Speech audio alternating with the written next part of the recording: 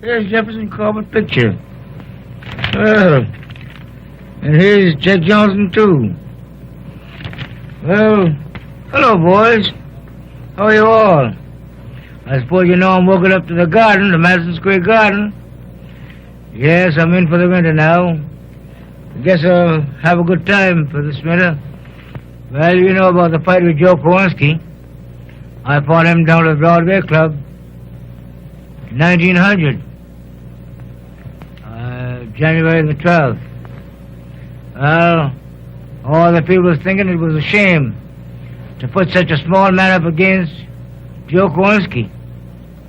Well, yes, it was a shame, but it was on Kowalski's side.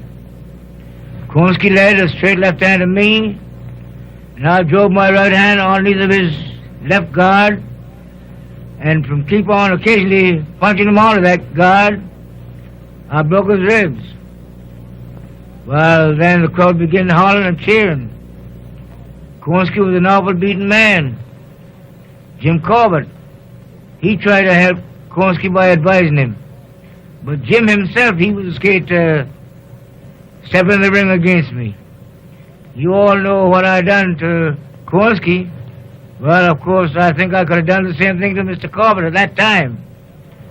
Well, I'm not bragging or anything of that kind. But you know, a man got to look out for himself and think himself as good as anybody else. But at that time, I thought I was a good man. And I still think so today, if I was just a few years younger. Boys, but I hope to see you all sometime and see some good man come up again. I wish I was back in the game again, that boxing with the boys and making some of this big money. Probably I'd be able to own a couple of Road Roysters. Well, can't be helped though. I was about 25 years younger. Then I'd make some of them hum like I used to in the olden days gone by. Okay, well, I go to see the fights. Hello. Here's Jim Jefferson and Jim J. Corbett. Well, and here's Jack Johnson, too. Well, I'm walking up to the Madison Square Garden now. I'm in for the winter. And I think I'll get along good with the people up there. All right, okay. Well, boys, here's Jim Jefferson and Jim Corbett. Well,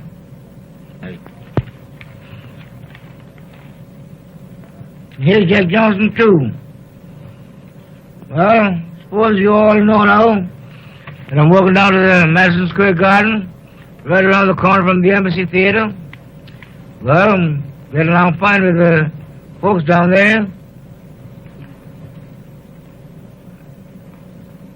Well, I suppose you all be glad to know that I'm there, in for the winter, out of the cold, getting along pretty good.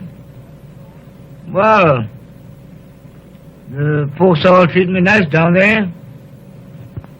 What else?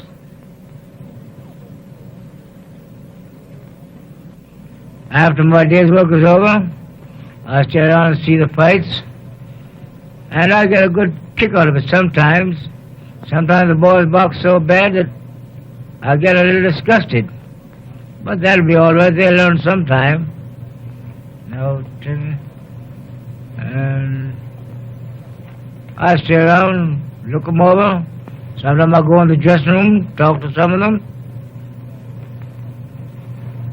Yes, I get a good kick by going around and seeing the boys, telling them what to do.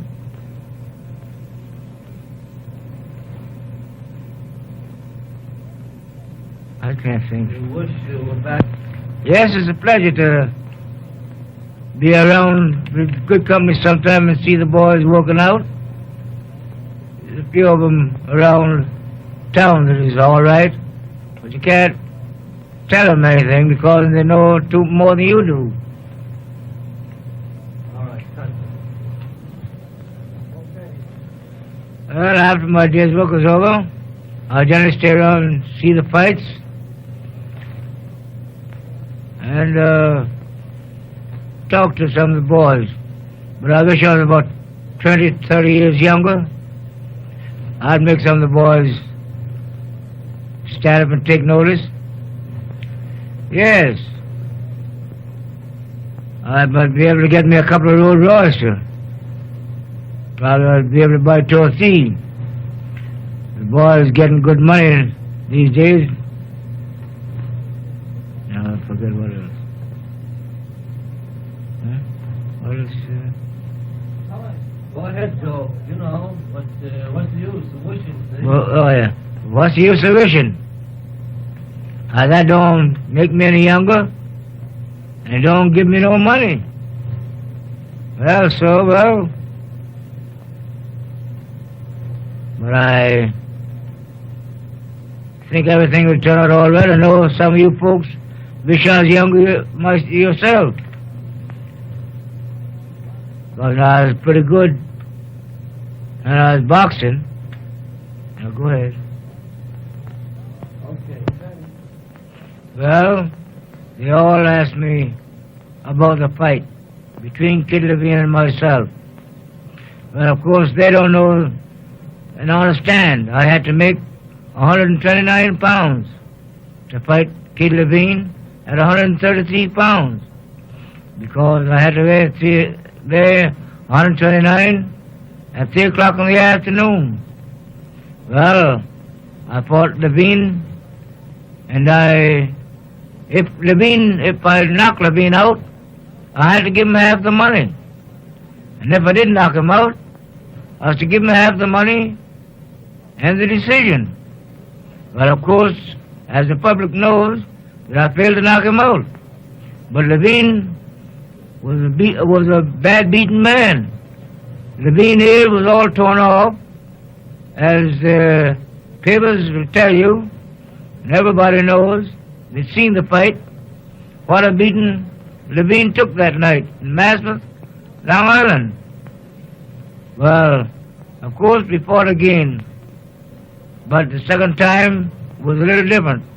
I broke my arm, and I had to give the decision to Levine. All right, Joe. Is that all? Start off there, Bill? Okay. Go ahead, Joe.